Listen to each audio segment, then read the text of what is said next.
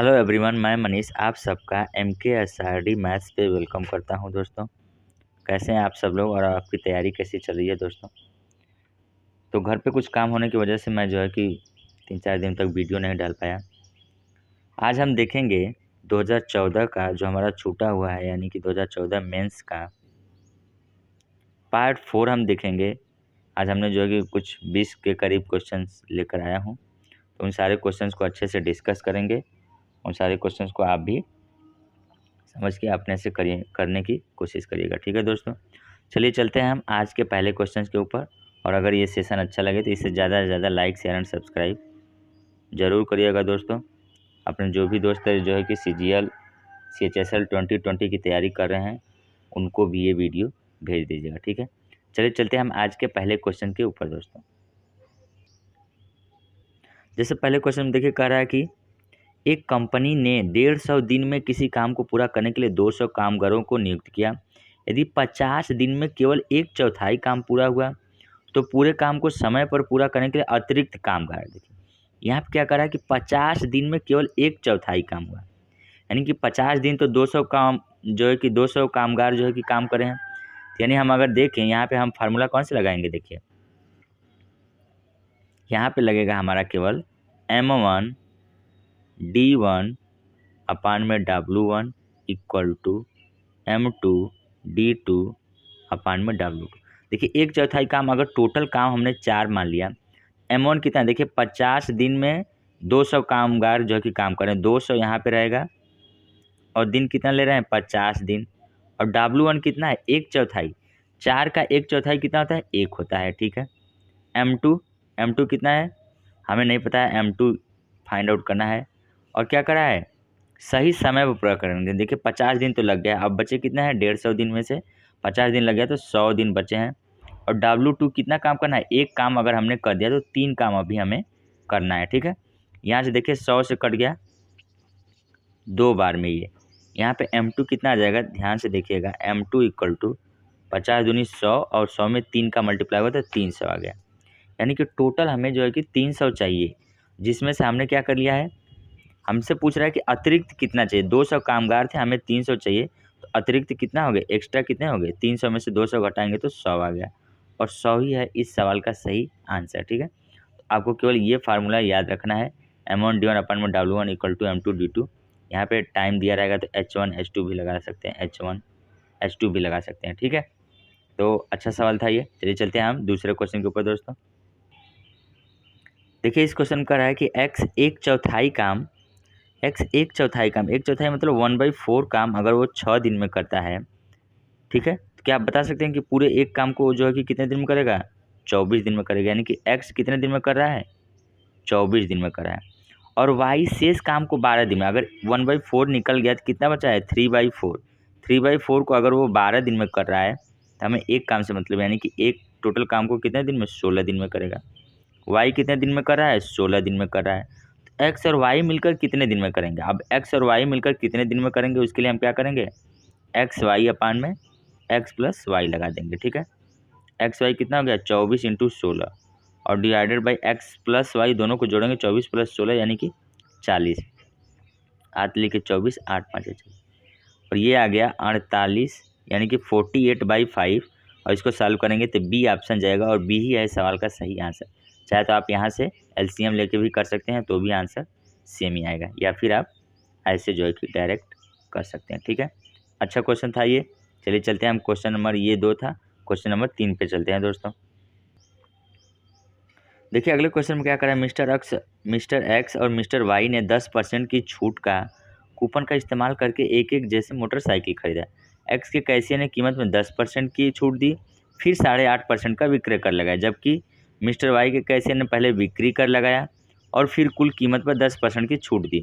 Mister x ने कितना भुगतान किया। ठीक है, देखिए क्वेश्चन काफ़ी जो है कि इसके ऑप्शंस भी बड़े थे, तो पूरा जो है कि चारों ऑप्शन स्लाइड में नहीं आए हैं, तो हम इसको करते हैं पहले। ठीक है, हम मान लेंगे कि जो मोटरसाइकिल है उसकी टोटल प्राइस मान लेते हैं कि अगर 1000 है। ठीक है, तो एक्स वाले केस में देखिए कीमत में पहले 10% की छूट है, अगर 10% का इस पर छूट देंगे 1/10, तो 1000 में से 1/10 यानी कि 100 घटेगा, 100 घटेगा तो टोटल कितना आ गया 900 आ गया। फिर उसके बाद क्या करा, 8.5% का विक्रय कर। अगर हम इसका 8.5% कर लें, 8.5%, ये 0 से 0 कट गया तो ये हो गया 9×5 = 45, 4, 9×8 = 72, 4, 76, 76.5 और अगर इसमें हम जोड़ दें तो 976.5 रुपया आ गया। इतना जो है कि एक्स को देना पड़ेगा, ठीक है। अब वाई का केस का देखते हैं। देखिए हम इसको इरेज कर देते हैं पहले, फिर वाई वाले का देख लेते हैं, ठीक है। ये इरेज हो गया, ये इरेज हो गया। अब वाई वाला केस देखिए, टोटल हमने माना है कि 1000 है, ठीक है। फिर उसके बाद क्या कर रहा है कि कैसे ने पहले बिक्री कर लगाया। बिक्री कर लगाने का मतलब कितना हो गया, पहले जो है कि 8.5% का बिक्री कर। 8.5% अगर हम इसका करके देख लें, ठीक है, यानी कि ये आ गया 85 रुपये, यानी कि टोटल इसके पास हो गए 1085 रुपया इसको वाई को देना पड़ेगा। लेकिन उसके बाद क्या करें, 10% की छूट है। 10% यानी कि 1/10 होता है। 1/10 यानी कि 9/10 इसको देना पड़ेगा। 9 से मल्टीप्लाई कर लीजिए, 9 से 45, 9×8 = 72, 4, 76 और यहाँ पे 9 हो गया। और ये दशमलव एक प्लेस पे लगा क्योंकि 10 से हम 10, तो वाई को भी कितना देना पड़ेगा, 976.5 देना पड़ेगा। तो एक्स और वाई को दोनों को बराबर देना पड़ेगा। मिस्टर वाई द्वारा भुगतान की गई राशि के बराबर। देखिए बी ऑप्शन में मिल रहा है, तो बी ही है इस सवाल का सही आंसर, ठीक है। तो पहले हम एक्स के अनुसार चलेंगे, 1000 हमने टोटल माना है, ठीक है, और फिर उसके बाद वाई का निकालेंगे तो दोनों का सेम आ जाएगा, ठीक है। तो ये अच्छा क्वेश्चन दिया हुआ था, इसको अच्छे से आप समझ लीजिएगा। चलिए चलते हैं हम क्वेश्चन नंबर 4 के ऊपर दोस्तों। देखिए अगले क्वेश्चन में क्या करा है, किसी व्यक्ति ने किसी उत्पाद की कीमत लागत मूल्य से 10-25% अधिक करी। लागत मूल्य अगर 100 है तो इससे जो है कि अधिक यानी कि 125 हो गया, तब 25% देने का मतलब 125 रुपया हो गया इसका अंकित मूल्य। अब क्या करें, लेकिन उस पर 10% की छूट दी है। 10% यानी कि 1/10 होता है। 1/10 इसका कितना हो जाएगा, 120 का, यानी 12.5 होगा। अगर 125 में से हम 12.5 घटा दें तो ये आ गया SP 112.5 हो जाएगा, ठीक है। फिर क्या करें, तो उसका लाभ का प्रतिशत देखिए, ये CP 100 है और SP जो कि 112.5 थे। आप यहाँ से सीधे सीधे देख सकते हैं कि 12.5% का प्रॉफिट हो रहा है इसे, और 12.5 ही है इस सवाल का सही आंसर, ठीक है। तो ऐसे केस में जब सिंपल डेटा दिया हो तो हम CP को 100 लेके आराम से कर सकते हैं, ठीक है। चलिए चलते हैं हम अगले क्वेश्चन के ऊपर दोस्तों। देखिए अगले क्वेश्चन में क्या करें, यदि किसी वस्तु की कीमत 20% घटा दी और फिर उसकी 10% और घटा दी तो कीमत में कुल कितनी घटौती होगी, ठीक है। इसके लिए क्या फार्मूला होता है, A+B + AB अपान में 100 से ऐसे सवालों को हम करते हैं। पहले 20% का घटा, देखिए -20 लगाइए, फिर 10% का घटा है -10 लगाइए, फिर प्लस लिखना है हमें AB। ए कितना है, -20 है क्योंकि घटा लगा हुआ है, और B कितना है, -10 है, डिवाइडेड बाई कितना करना है हमें, 100। ये देखिए -30 हो जाएगा, और यहाँ से देखिए 2 0 तो कैंसिल हो गया, माइनस माइनस प्लस हो जाएगा यहाँ पे, ये माइनस माइनस प्लस हो गया, और यहाँ पे +2 हो जाएगा। तो -30 में से जब 2 जुड़ेगा तो -28। इसका मतलब है कि 28% की उसे क्या होगी, घटौती होगी। हम ये बोल सकते हैं कि 28% की घटौती होगी, ठीक है। माइनस यहाँ पे छिपा हुआ है, तो इस तरह से आप कर सकते हैं, या फिर आप डायरेक्ट जो कि इन दोनों को अगर चाहें तो प्लस करके, जैसे 20 + 10 और लास्ट वाले में से बस माइनस लगा के कर दीजिए, ठीक है। तो 20 10 30, 30 में से 2 गया तो 28% का क्या आएगा, घटौती आ जाएगा, ठीक है। चलिए चलते हैं हम अगले क्वेश्चन के ऊपर दोस्तों। देखिए अगले क्वेश्चन में दिया हुआ है कि यदि A/B = 1/2 1/3। देखिए यहाँ पे हम निकाल सकते हैं A/B = अगर है 1/2 1/3, 2×3 6, अगर हम ऊपर नीचे 6 से मतलब कि ऊपर वाले में 6 से मल्टीप्लाई कर दें तो ये कितना हो जाएगा, ये 3 इधर आ जाएगा, यानी कि 1 मिनट, थोड़ा सा मैं बस इसे इरेज कर लेता हूँ। यहाँ पे आ जाएगा 3:2, ठीक है। और B/C कितना दिया हुआ है, 1:5 1:3, यानी कि 1/5 1/3, तो ये कितना हो जाएगा, 3:5। क्या हम यहाँ से देख के बता सकते हैं कि A/B/C कितना होगा। तो क्या करते हैं, इसका मल्टीप्लाई करते हैं पहले 9, फिर इसका मल्टीप्लाई करते हैं 6, और फिर इसका मल्टीप्लाई करते हैं 10। 9 6 और 10 का, अब हम सवाल जो पूछ रहा है उसमें जाएंगे। पहले A+B करना है, A+B यानी कि 9 6 15, रेशियो हमें क्या करना है, B+C। B+C कितना होगा, 10 6 16, तो 15:16 आ गया इस सवाल का सही आंसर, यानी कि ऑप्शन नंबर C सही हो जाएगा, ठीक है। तो ये आसान सवाल था, बस आपको A/B और B/C को इस फॉर्म में करके करना था, ठीक है। चलिए चलते हैं हम अगले क्वेश्चन के ऊपर दोस्तों। देखिए अगले क्वेश्चन कर रहे हैं, एक साझा कारोबार में बी की पूंजी ए की पूंजी से आधी थी। यदि 8 माह बाद बी ने अपनी आधी पूंजी क्या करी, निकाल ली है। देखिए यहाँ पे क्या करा है, पहले तो ए और बी थे, सॉरी ए और बी यहाँ पे है, ठीक। अब इन्वेस्टमेंट का रेशियो क्या करा है, बी की पूंजी ए की पूंजी से आधी थी, अगर ये 2 है तो ये 1 है। यदि 8 माह बाद बी ने अपनी आधी पूंजी निकाल ली हो, 8 माह बाद देखिए, और आधी पूंजी निकालना यहाँ पे 1 अगर हमने लिया है, हम यहाँ पे क्या काम करते हैं कि इसको बढ़ा लेते हैं, 4 और 2 कर लेते हैं, ठीक है, तो हमें आधा देने में आसानी होगी। 8 माह बाद आधी पूंजी निकाली, यानी कि 2 8 महीने तक चला है, फिर उसके बाद क्या बचा है, आधा निकल गया, 2 में से 1 निकल गया, तो 1 बचेगा, और वो कितने 4 माह और चलेगा। उसके 2 माह बाद ए ने अपनी 1/4 पूंजी निकाल ली, यानी कि इसकी 4 थी टोटल, यानी कि 8 महीने तो ये चला था, तो 2 माह बाद यानी कि 10 महीने तक 4 लगा है, और प्लस उसके बाद क्या करा, 1/4 अगर निकल गई, 4 का अगर हम देखें 1/4, तो यानी कि 1 निकल गया, तो बचा कितना है, 3 है, और 3 कितने तक चलेगा, 2 माह और चलेगा। अगर हम 1 साल, टोटल टाइम नहीं दिया है यहाँ पे, तो 1 साल हम लेके चलेंगे, ठीक है। ये आ गया, यानी कि ए वाले में कितना जा रहा है, देखिए ध्यान से, ए वाले में इतना पार्ट मिल रहा है और बी वाले को इतना पार्ट मिल रहा है, और यही होगा, ये प्रॉफिट का भी रेशियो यही हो जाएगा। तो 10 चौके 40 और 6 यहाँ पे, तो 46 आ गया यहाँ पे, 46 रेशियो, 8 दूनी के 16, देखिए यहाँ पे 8 दूनी के 16 और ये 4, 16 4 20 आ गया, ठीक है। 10 चौके 40 और 3 दूनी के 6 46 हो गया, ठीक है। तो 2 से कट गया ये, तो ये आ गया 23, और नीचे कितना आ गया, 10 आ गया, 23:10 आ गया सवाल का सही आंसर। नहीं, ऑप्शन नंबर डी हो जाएगा इस सवाल का सही आंसर, ठीक है। सवाल में कुछ नहीं था, बस थोड़ा सा समझना था हमें, और सवाल का आंसर निकल के आ जाएगा, ठीक है। तो इसको आप अपने से एक बार ज़रूर समझने की कोशिश करिएगा दोस्तों, ठीक। चलिए चलते हैं हम अगले क्वेश्चन के ऊपर दोस्तों। देखिए अगले क्वेश्चन में कह रहा है कि एक स्कूल ग्रुप एक जैसे 3 बसें भाड़े पर लेता है और 4/5 सीटें घेरता है, ये 4/5 है यहाँ पे। 1/4 यात्रियों के चले जाने के बाद शेष यात्री केवल 2 बसें इस्तेमाल करते हैं।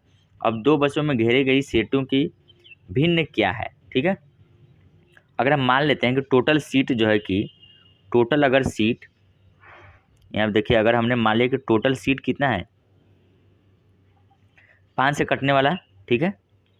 3 अगर 3 बसें हैं, अगर एक में अगर हमने 5 मान लिया, तो 3 बसों में कितना हो जाएगा, 15 हो जाएगा, ठीक है। ये हमने मान लिया कि मान लेते हैं कि टोटल सीट कितना है, 15 है, ठीक है।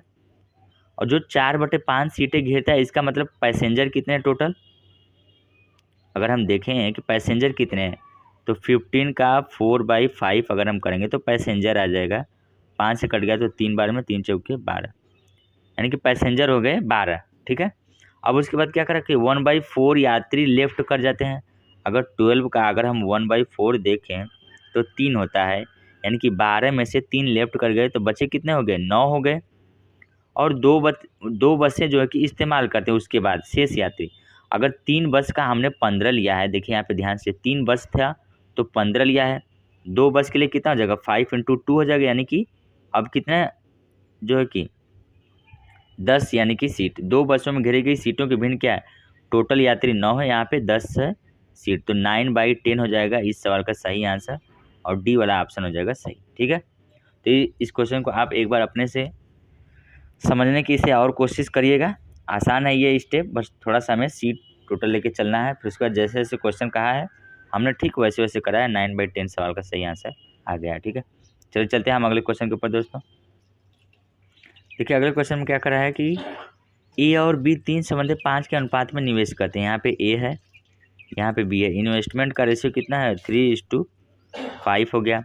6 माह बाद सी भी बी के बराबर राशि के साथ निवेश करते हैं, यानी कि सी भी आ गया है और बी के बराबर राशि, बी यहाँ पे कितना है, 5 है, तो ये भी कितना है, 5 हो गया, लेकिन 6 माह बाद आया है। वर्ष के अंत में लाभ क्या होगा, तो वर्ष के अंत में देखिए, ये तो 12 महीने काम करा है, ये भी 12 महीने काम करा है, लेकिन ये कितने महीने, सी वाला 6 महीने के लिए काम करा है, तो 6 से काट दीजिए, 6 दूनी 12, 6 दूनी 12, और यही होगा प्रॉफिट का भी रेशियो हमारे, तो 3 दूनी के 6 रेशियो, 5 दूनी के 10, और रेशियो कितना हो जाएगा, 5, 6 10 5 आ गया इस सवाल का सही आंसर, ठीक है। बहुत ही आसान सवाल था ये, जैसे जैसे हमने कहा, जैसे जैसे क्वेश्चन कराया है वैसे वैसे ठीक स्टेप हमने जो है कि फॉलो कराया, ठीक है। और P = फार्मूला भी होता है, P = I × T होता है, ठीक है। यानी कि प्रॉफिट हमारा इन्वेस्टमेंट और टाइम के मल्टीपल के क्या होता है, बराबर होता है। ठीक है, चलिए चलते हैं हम अगले क्वेश्चन। देखिए अगले क्वेश्चन में कह रहे हैं यदि दो धनात्मक संख्याओं का गुणनफल 1575 हो और उनका अनुपात 7 समझे 9, यानी कि ए और बी अगर दो धनात्मक संख्याएं हैं और इनका अनुपात क्या है 7 समझे 9, यानी कि 7 के अपान में 9, और इनका मल्टीपल देखिए 7 के इंटू 9 के इक्वल टू कितना है 1575 है, यानी यहाँ से हमें के स्क्वायर की वैल्यू मिलेगी 1575 और डिवाइडेड बाई 9 इंटू 7। तो यहाँ से के की वैल्यू आप निकाल लीजिएगा। ठीक है, जो भी के की वैल्यू आएगी इस वाले यानी बड़ी वाली फ्रैक्शन हमसे पूछ रहा है, तो 9 का मल्टीपल भी आप देख सकते हैं। देखिए 35 भी है, 135 भी है, 63 भी है। ठीक है, एक ऑप्शन तो एलिमिनेट हो रहा है, बाकी आप जो भी के की वैल्यू आएगी उसको यहाँ पे रख दीजिएगा, वही होगा सवाल का सही आंसर। ठीक है, एक क्वेश्चन आप भी अपने से करिए, सिंपल सा है ये। चलिए चलते हैं हम अगले क्वेश्चन के ऊपर दोस्तों। देखिए अगले क्वेश्चन में क्या कर रहा है कि 0, 2 और 4 द्वारा बनी बृहत्तम और लघुत्तम 3 अंकीय संख्याओं का औसत क्या होगा। बृहत्तम यानी कि बड़ी संख्या क्या होगी। देखिए बड़ी संख्या क्या होगी, 0, 2 और 4 से पहले 4 आएगा, फिर 2 आएगा, फिर 0 आ गया। और छोटी संख्या क्या होगी, देखिए छोटी संख्या में कुछ लोग पहले 0 भी ले लेंगे, फिर 0, 2, 4 ले, ये 3 अंक का नहीं 2 अंक का है। ठीक है, तो 0 को हम आगे नहीं लेंगे, 2, 0, 4 लेंगे। ठीक है, 2, 0, 4 हो जाएगा। अब इन दोनों का क्या पूछ रहा है, औसत पूछ रहा है, यानी कि इन दोनों का सम और डिवाइडेड बाई 2 कर दीजिए। तो 4, 2, 6 और डिवाइडेड बाई 2 कर लेंगे, तो 31 दूनी 62 और ये 2 दूनी 4, यानी कि 312 आ गया इस सवाल का सही आंसर, यानी कि ऑप्शन नंबर ए सही हो जाएगा। ठीक है, तो क्वेश्चन जैसे कर रहा है वैसे करिए। यहाँ क्या है, बड़ी संख्या 420 है, छोटी संख्या 204 है, और दोनों का हमने एवरेज ले लिया, दो संख्या है तो नीचे 2 से डिवाइड हो गया। ठीक है, चलिए चलते हैं हम अगले क्वेश्चन के ऊपर दोस्तों।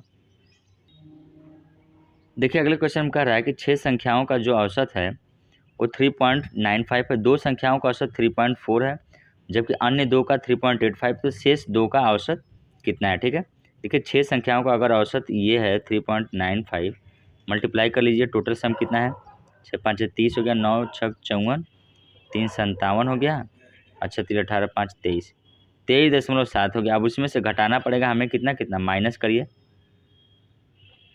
दो संख्याओं का औसत 3.4, यानी कि दोनों का सम कितना होगा 6.8 होगा, 2 से मल्टीप्लाई, 3.85 है तो 2 से मल्टीप्लाई कर लीजिए, 0 और 2 16 1 17, 3 2 6 1 7, 7.7 हो गया, 7.7 और 6.8 जोड़िए 0.5 हो गया, 7 6 13 1 14, 14.5 यहाँ पे घटा लीजिए, 0.2 हो गया और ये 9 हो गया। और इन दोनों का भी औसत, इन दोनों दो संख्याएं जो बच रही हैं उनका जो है कि ये सम है 9.2, औसत हम करेंगे तो 2 से डिवाइड हो गया, यानी कि 4.6 आ गया इस सवाल का सही आंसर। ठीक है, तो ये आप मल्टीप्लाई करके भी फास्ट कर सकते हैं। ठीक है, चलिए चलते हैं हम अगले क्वेश्चन के ऊपर दोस्तों। देखिए अगले क्वेश्चन में कह रहा है कि यदि 8 अनुक्रमिक सम संख्याओं का औसत, सम संख्या 8 अनुक्रमिक है, 1 2 3 4 5 6 7 8 हो गया। ठीक है, और इनका औसत 93 है, यानी कि 93 कहाँ पे, 4 इधर है 4 इधर है, तो ये बीच वाला नंबर 93 होगा। हमसे क्या पूछ रहा है, तो सबसे बड़ी संख्या क्या होगी, तो ये वाला 94 हो जाएगा, ये 96 हो जाएगा, ये 98, तो ये सबसे बड़ी हो गई, और 98 तो कितना हो गया 100 हो गया, और 100 ही है इस सवाल का सही आंसर। ठीक है, तो इस तरह से आप करिए, आसानी से तुरंत निकालेगा, नहीं तो फिर 4 8 अनुक्रमांक सम संख्या मानिए ये वो करिए, इससे बेटर कहीं ज़्यादा जो है कि ये वाला है। ठीक है, चलिए चलते हैं हम अगले क्वेश्चन के ऊपर दोस्तों। देखिए क्वेश्चन में कह रहा है कि यदि 3a और 4b का अंक गणितीय माध्य 50 से अधिक होना चाहिए, यानी कि 3a प्लस 4b का अंक गणितीय माध्य यानी कि 2 50 से अधिक आना चाहिए, और ए बी का दोगुना भी है, ए कितना है बी के 2 गुने के बराबर है। तो हमसे पूछ रहा है तो ए का लघुत्तम संभव पूर्णांक क्या होगा, तो ए की इसमें से सबसे छोटी वाली वैल्यू क्या होगी, और 50 से हमें देखिए आपको ऑप्शन के अनुसार ही जाना पड़ेगा। ठीक है, अगर मान लीजिए कि ए बराबर हमने 20 रख दिया, ठीक है, ए बराबर अगर हमने 20 रख दिया, नहीं इसमें लघुत्तम संभव यानी कि 18 अगर हम ले लेते हैं, एक जगह अगर हमने 18 ले लिया जल्दी से बी, तो बी इक्वल टू आ गया 9। अब हम चेक करेंगे क्या ये 50 से अधिक आ रहा है, 3 इंटू ए की जगह पे 18 प्लस 4 इंटू बी की जगह पे कितना रखना है 9 और डिवाइडेड बाई 2। देखिए 18 3 54 और 36, 54 और 36 जोड़ लीजिए तो 90, 90/2 आ गया, यानी कि 45 आ गया, और 45 जो कि 50 से ग्रेटर नहीं, यानी कि ए इक्वल टू 18 नहीं होगा। ठीक है, अगर हम मान लीजिए कि ले लेते हैं कितना, ए इक्वल टू अगर 21 ले लेते हैं, यहाँ पे 21 है, सबको बारी बारी से आपको चेक करना पड़ेगा, ठीक है। आंसर क्योंकि 21 है इसलिए 21 पे हम देख रहे हैं। 3 इंटू 21 प्लस 4 इंटू बी की जगह कितना है देखिए 4b, ए इक्वल टू अगर 21 है और ये बराबर है 2b के, तो 4b इक्वल टू कितना जाएगा, इसका भी 2 टाइम्स कर लीजिए, 42 के हो जाएगा। 42 यहाँ पे डिवाइडेड बाई 2 और ये हो जाएगा 63 और प्लस 42, 63 और 42 0, यानी कि 6 4 10 हो जाएगा ना, 63 और 42 यानी कि 5 हो गया, 105 हो जाएगा। 105 डिवाइडेड बाई 2 बराबर 2 5 10, 2 दूनी के 4, यानी कि 52.5 आ गया। और 52.5 50 से क्या है ग्रेटर, यानी कि ए इक्वल ए का लघुत्तम समपूर्णांक क्या है 21 है इसका, ठीक है। तो इसको आप अपने से एक बार और समझने की कोशिश करिएगा, आपको चारों ऑप्शन जो है कि चेक करना पड़ेगा, ठीक है। चलिए चलते हैं हम अगले क्वेश्चन के ऊपर दोस्तों। देखिए अगले क्वेश्चन में ये कह रहा है कि 3 पावर 30, 3 पावर 60 और 3 पावर 90 का अंक गणितीय माध्य। देखिए अंक गणितीय माध्य में हम क्या करते हैं, 3 पावर 30 है प्लस 3 पावर 60 और 3 पावर 90, जितने नंबर होते हैं उसी से, यानी कि 3 नंबर है तो 3 से डिवाइड। देखिए 3 सब में बारी बारी से जाएगा, ठीक है। यानी कि 3 पावर 30 तो यहाँ पे है, लेकिन 3 पावर 1 यहाँ पे है, तो पावर एक घटेगा, एक घटा के सबको लिख लीजिए। 3 पावर 29, 3 पावर 59 और 3 पावर 89 हो जाएगा।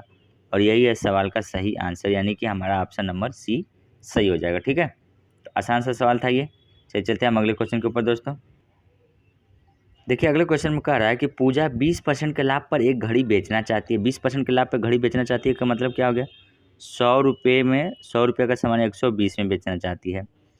उसने वह घड़ी 10% जो है कि 10% जो है कि कम पर खरीदी, 10% यहाँ पे कम पर खरीदी। 100 से अगर 10% कम करेंगे तो 90 पर खरीदी और 30 कम पर बेची, फिर भी उसे 20% का लाभ हुआ। 20% का लाभ यानी कि 90 पर 20% अगर हम देखें तो 90 का 20% 18 होता है। अगर 18 हम जोड़ दें तो 108 हो गया है, ठीक है। अब देखिए 30 कम पर बेचा यानी कि 120 और 108 का डिफरेंस कितना हो जाएगा 12। 12 की वैल्यू सवाल में दिया है कितना 30 है, ठीक है। 30 कम पर बेचा है तो ये SP यानी कि सेलिंग प्राइस का डिफरेंस ही है 30। 12 की वैल्यू अगर 30, हमसे क्या पूछ रहा है लागत मूल्य की वैल्यू निकालनी है, ठीक है। तो एक की वैल्यू कितनी हो जाएगी 12.5 हो जाएगी, अरे 2.5 हो जाएगी, ठीक है। हमसे 100 की वैल्यू चाहिए तो 100 यहाँ पे चिपकाइए और 2 जीरो यहाँ पे चिपकाइए, यानी कि 2 100 से मल्टीप्लाई हो रहा है तो ये 250 आ जाएगा और 250 ही है इस सवाल का सही आंसर, ठीक है। क्वेश्चन जैसे करा है 20% के लाभ पे हमने 100 से 120 का, अब उसने कहा है कि 10% कम पर खरीदी, 90 पे खरीदा है, 30 कम बेचा है, 20% का लाभ है तो पहले 20% का लाभ निकाल दीजिए, 108 हो गया। यानी कि यहाँ पे डिफरेंस कितना है 12, 12 की वैल्यू 30 है, 100 की वैल्यू 250 होगी, ये इस सवाल का सही आंसर, ठीक है। चलिए चलते हैं हम अगले क्वेश्चन के ऊपर दोस्तों। देखिए अगले क्वेश्चन में क्या करा है कि एक आदमी एक खिलौना 25 में खरीदता है और 30 में बेचता है। 25 का सामान जो है कि 30 में बेचता है तो उसे कितने प्रतिशत का लाभ है। देखिए लाभ कितने का हुआ 5 का, 5 का कितने पे हुआ 25 पे हुआ है, यानी कि 0 हो गया, ये 5 कट गया तो ये 20% का उसे क्या हो गया है प्रॉफिट हो गया, ठीक है। बहुत ही सिंपल सा सवाल ये पूछा हुआ है लेकिन मेंस में, तो हमने यहाँ पे जो है कि बता दिया है, ठीक है। चलिए चलते हैं अगले स्लाइड के ऊपर दोस्तों। ठीक है दोस्तों, तो आज के सेशन में हम इतना ही करेंगे। मैंने लगभग जो कि 18-19 सवाल आज के सेशन में हमने कर लिया है। तो आपको ये सेशन कैसा लगता है दोस्तों, हमें कमेंट करके ज़रूर बताइएगा। कोई भी दिक्कत हो आप वो भी ज़रूर शेयर करिएगा और इस वीडियो को ज़्यादा से ज़्यादा लाइक शेयर एंड सब्सक्राइब ज़रूर करिए दोस्तों। और सबसे महत्वपूर्ण बात जो ये है कि जितने भी ट्विटर कैंपेन हो रहे हैं सर लोगों के द्वारा जो भी चलाए जा रहे हैं, ठीक है, उन पे आप ज़रूर ट्वीट ज़्यादा से ज़्यादा जो है कि ट्वीट करने की कोशिश करिए, ठीक है दोस्तों। आज के सेशन के लिए हम इतना ही करते हैं। Thank you so much guys, thank you.